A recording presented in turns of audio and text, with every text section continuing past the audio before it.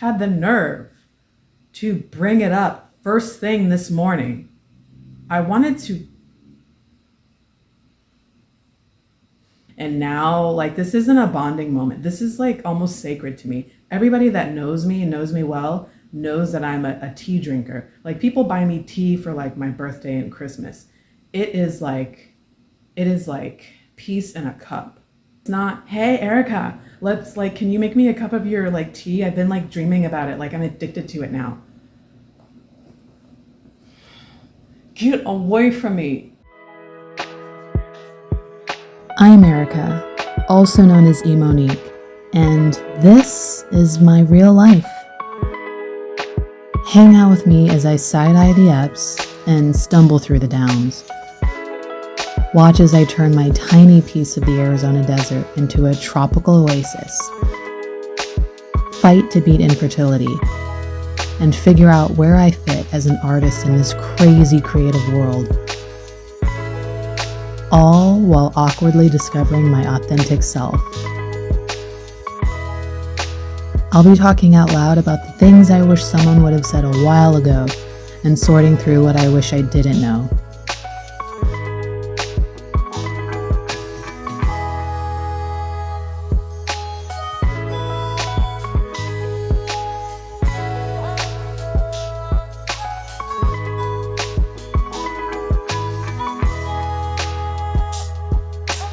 Who knows? Maybe you can relate, as I often ask myself.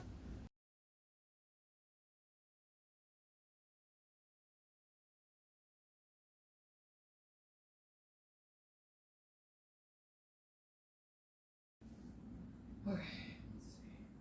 It's so dark. Let me turn the light on. No, because I'm facing the light, but I just want to see. Should be fine.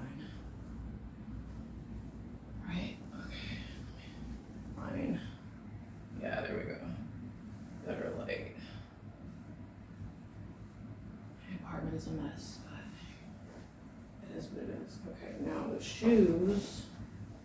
Don't really want to wear these shoes, but I don't want to wear the other shoes.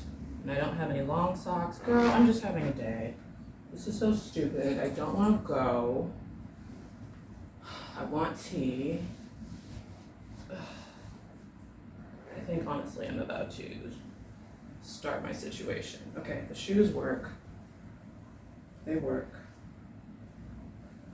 Okay. Yeah. Shoes work. Okay, now I need to get this bag together. I've never worn this bag. But it's like dirty somehow. I hate changing up my routine so for me. Like, what even is this? What is this? Other than disgusting.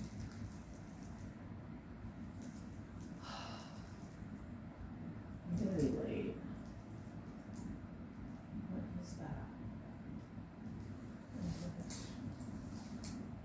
I'm like really concerned that this is something disgusting. And I hate disgusting, nasty shit.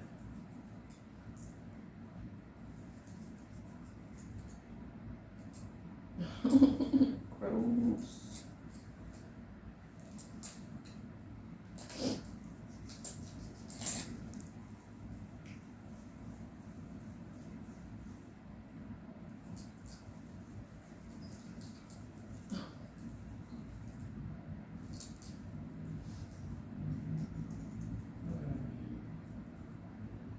Not okay, but we're getting somewhere. Now, at this point, I'm getting. Fuck.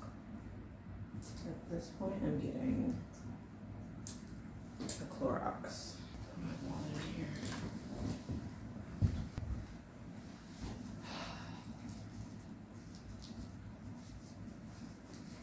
I hate changing up my routine, especially for some shit that I don't want to do.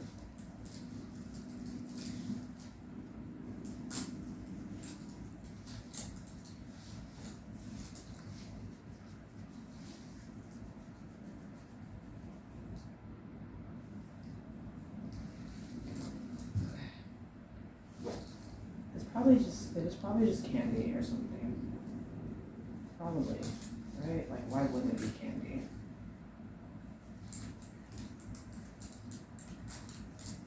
I hope this doesn't bother the leather, but it's Coach, so it should hold up, right? To a little Clorox wipe. Should be fine. Right? We're clean now, I feel better. I think. Okay. I think I feel better. Where's my phone? Oh, you have it. Wallet, pen, lotion. I guess I'm taking this notebook and this chapstick and stupid name tag. Stuff in there. What else? Okay. My cup. Charger.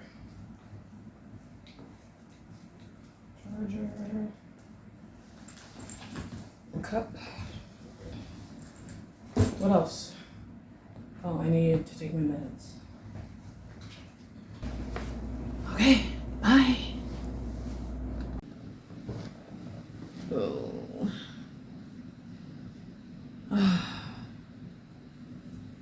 I'm so incredibly tired. It's 6:59.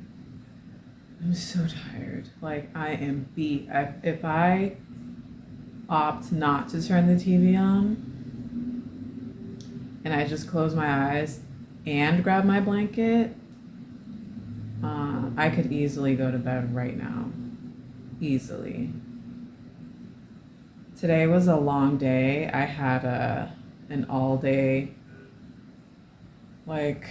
conference thing across town for work, and surprisingly enough, it was not as soul-sucking as these things usually are. I struggled a little bit. Why is Gaia yellowing right now? I promise you. You know what? This is what, okay, side note. My giant, well, at least it used to be giant, Hawaiian pothos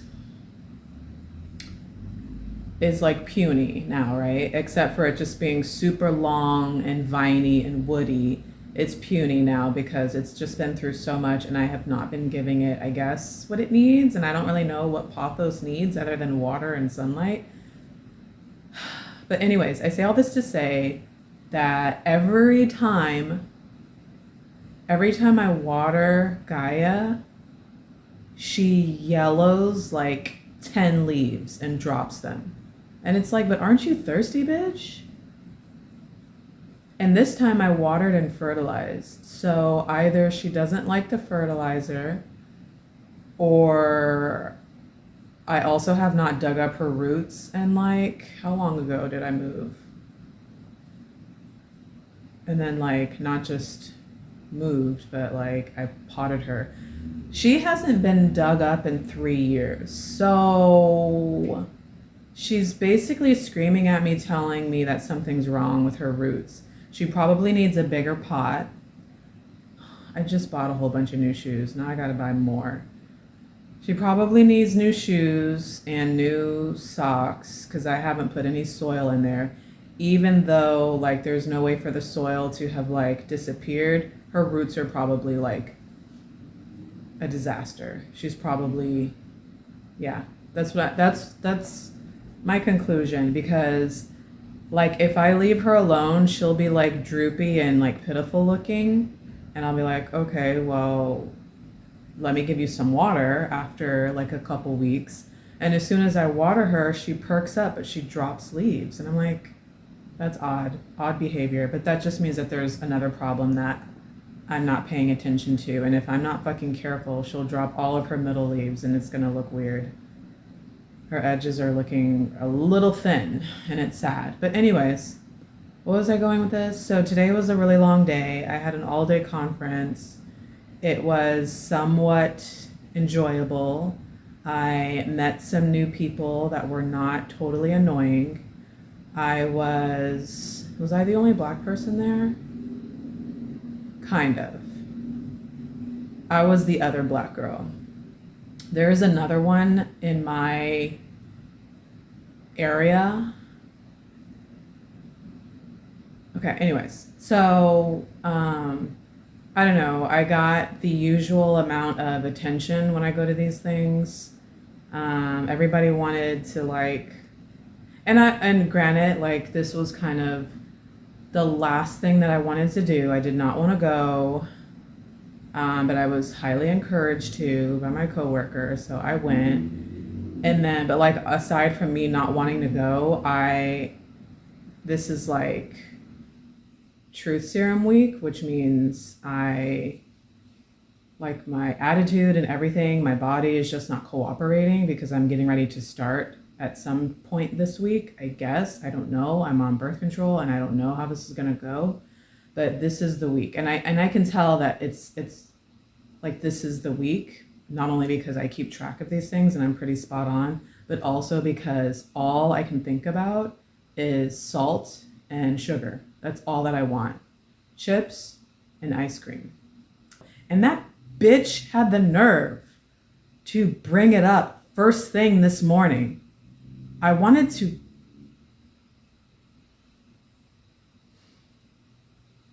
Not the fact that they went into my stuff, because that still has not been admitted, and they probably will never admit it, but the audacity, the caucasity, the nerve, the gall to bring it up and say, oh, you didn't bring us 2 teas. The fuck? You'll be lucky if I bring myself back to the office this week, let alone your fucking tea, which is actually my tea. This is my thing, okay? This is my thing, not your thing. I don't have very many regrets, okay?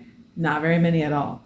But I regret sharing this one thing. Nope. Now you're making it your thing. And now, like, this isn't a bonding moment. This is like almost sacred to me. Everybody that knows me and knows me well knows that I'm a tea drinker. Like, people buy me tea for like my birthday and Christmas. It is like peace in a cup. Peace in a cup. This isn't like social hour. Like, I know that coffee drinkers, they like go and like grab a coffee with somebody and it's like a whole social thing. It's not that for me. It's not that. This isn't like, oh, let's grab a tea together and like divulge and be like best buddies and like braid each other's butt hair or whatever. No, this is, I'm having my tea. That means I'm just now waking up, so leave me the fuck alone. It means I'm having my tea. That means I'm not feeling well, so leave me the fuck alone. That means I'm having a tea, so I'm like, whatever it is, whatever the reason is that I'm having a tea, it's more of a relaxing me time, anti-anxiety, anti-chaos, come back to center, relax, and let's move on. It's not, hey, Erica, let's like, can you make me a cup of your like tea? I've been like dreaming about it. Like, I'm addicted to it now. Get away from me. This is, where was I going with it? Today was the day. People were not annoying. The one person, and see, this is the other thing, okay? I'm getting to my point, but I'm decompressing about my motherfucking day, okay? So just roll with me for a second. Oh. If you haven't gathered by now, I'm gay. I'm so gay. I'm gay. I love women. Also my thing. My world is very male. Very, very male. The industry that I work in is very male dominated. And so it's hard for me I'm like a buoy in a sea of male. And it's not like a calm sea. It's not like a chill sea of males.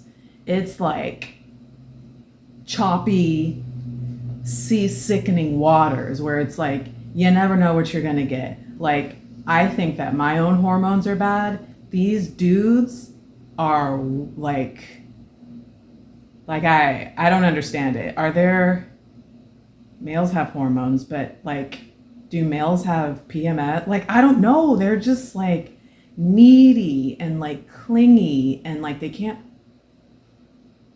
Let me tread softly. You guys are great.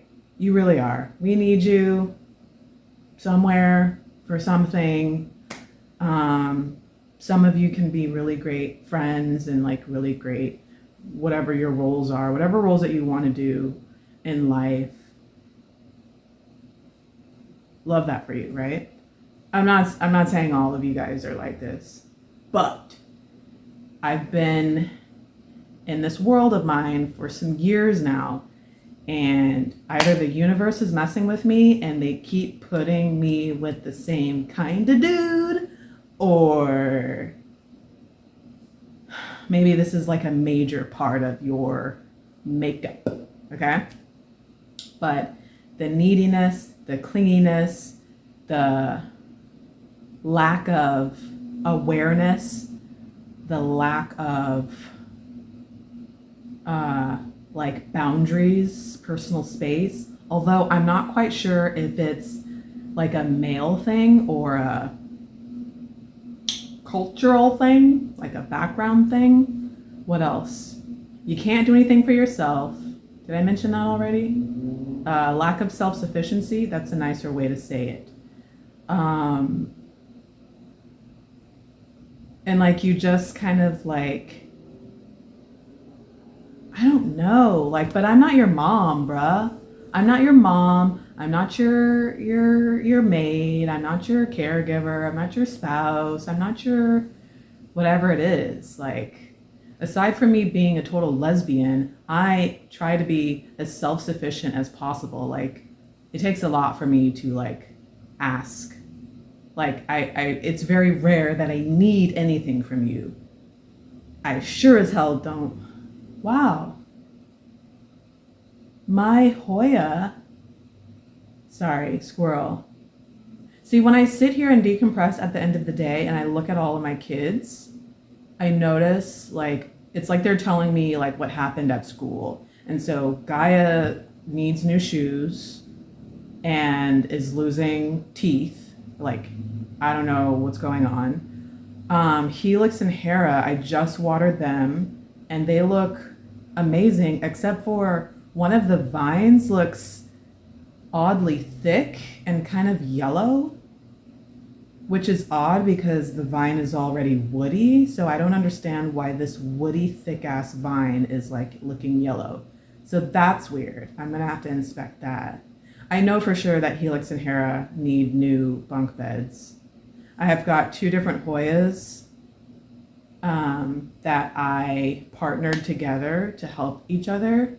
Helix was on his last 2 leaves.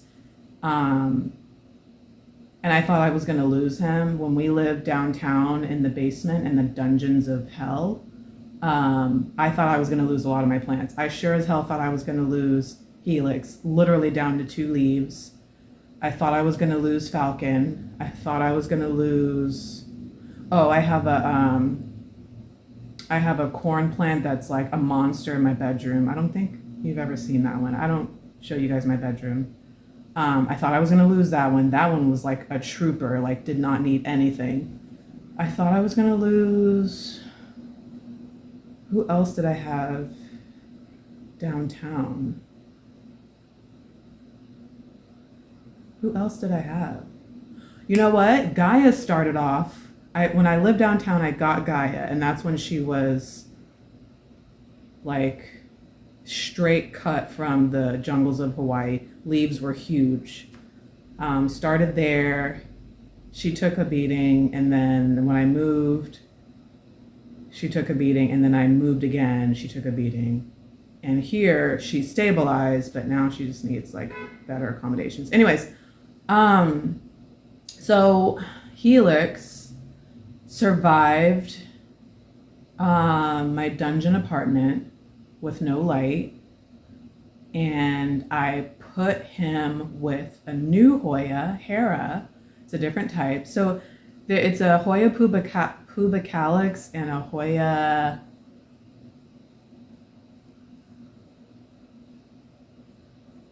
the round one. Pubicalis is like the long skinny one with spots. Then there's the other common one that's like has more round leaves. That's just got the solid color. Those two, I put them together. And Helix came back to life with a vengeance, grew mucho leaves, mucho vines. Hera is a freak. She bullies everybody and grabs on and holds on to everybody. Anyways, I say all that to say they are thriving together, but they need more space because they're growing up. Anyways, I noticed that. What else is going on? Monty is putting out a new leaf.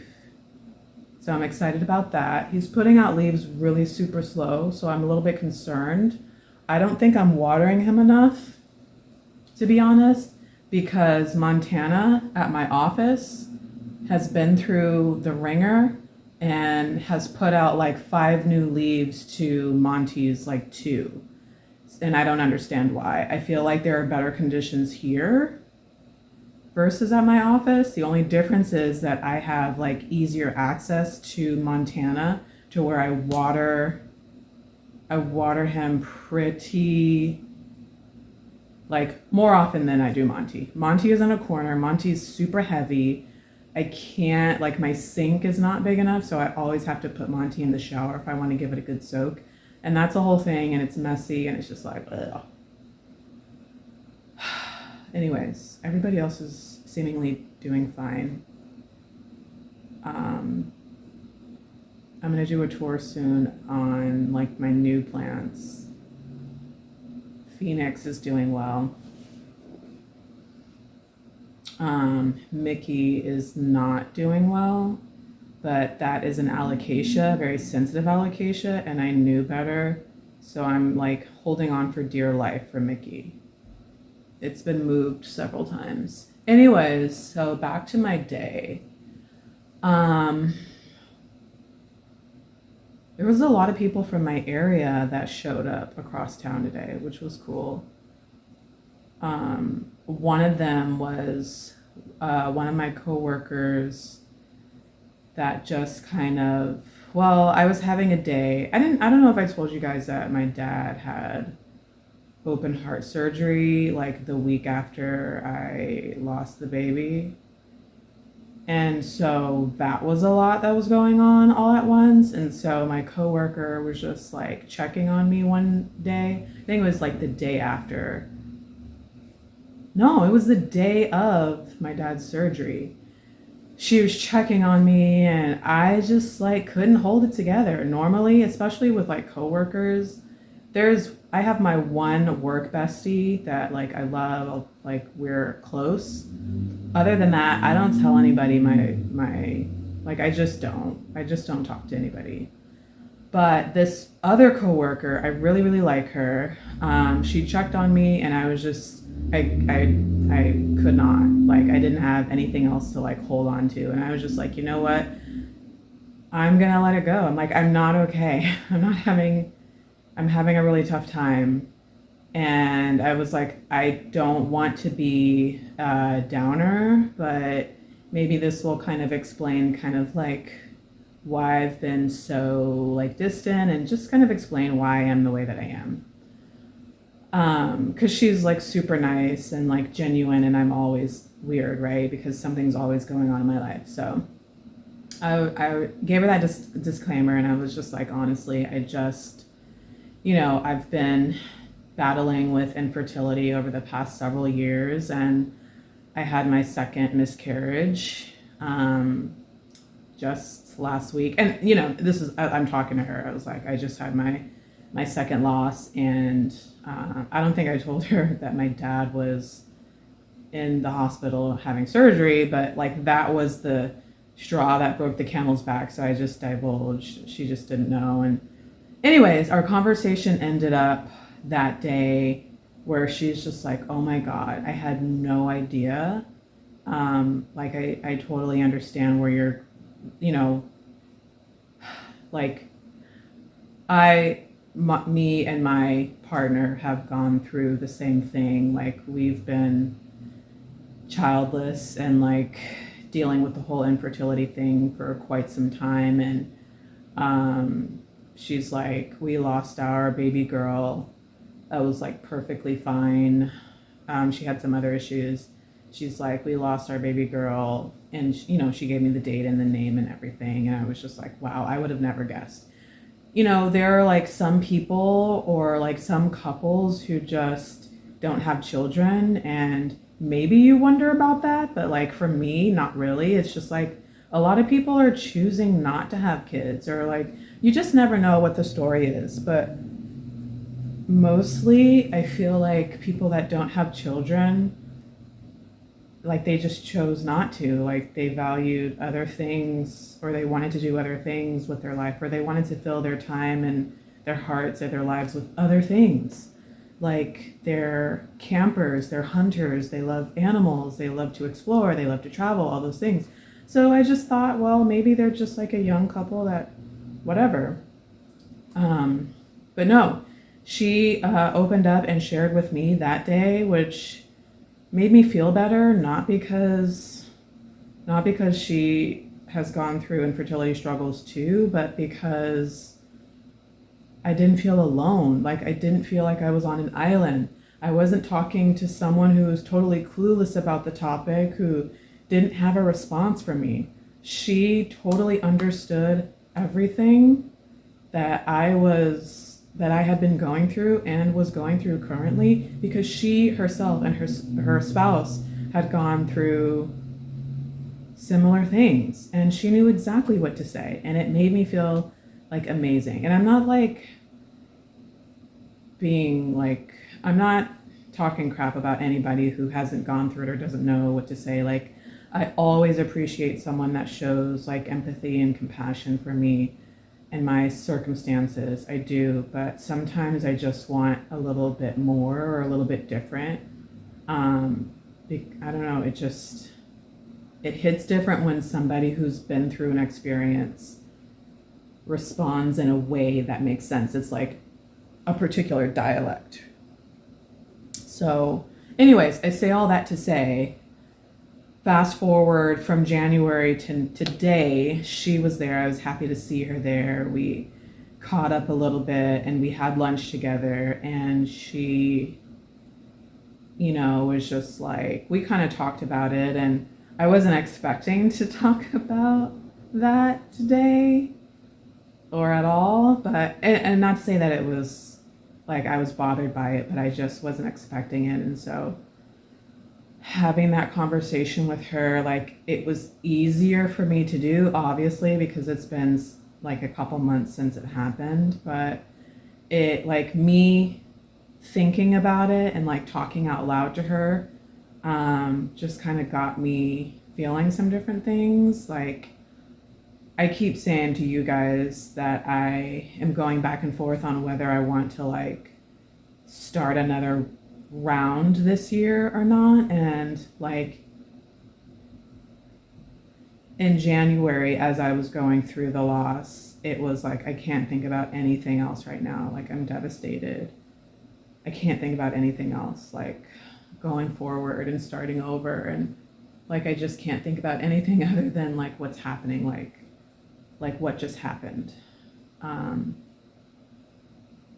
But then like in February, I started gathering a little bit of information about like what things are costing now. It's 2024. Like, where is my infertility budget? Where is like, what are the costs of donor vials and all the things? It's like, okay, that's all that I got was information, and I put that in my back pocket, not necessarily to plan, but to prepare to start planning at some point, which I haven't done yet. And then here comes, it's March now, and it's like, yeah, I would have wanted to start after like maybe summer, like by the end of the year, but, and to like work up the money you know, work up the money to start over, I would need some months this year.